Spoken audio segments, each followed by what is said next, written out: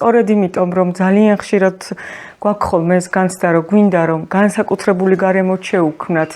ნდობაც დავიმსახუროთ მათგანაც და ჩვენი ნდობაც გქონდეთ და გულწრფელებიც ვიყოთ. აი ამ ძალიან დიდი მონდომების შედეგად გვაქვს ხოლმე ხშირად განცდა, რომ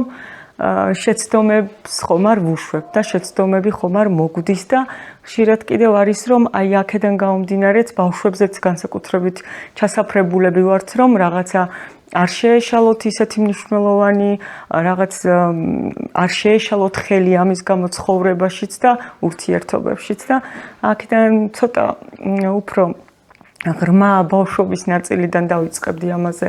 აქცენტის გაკეთებას, რომ მშობლის ღრმა ბავშვობიდან თუ ბავშვის? ზოგადად ადამიანის და ანუ იქიდან გამომდინარე, რომ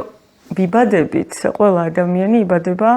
სიყვარულისა და შემეცნების უნარით და სწორედ შემეცნების უნარი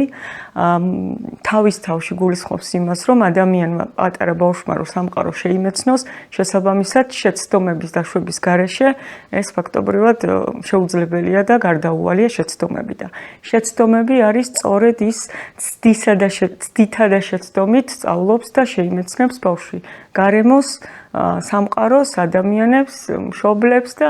ზოგადად ურთიერთობებს და შესაბამისად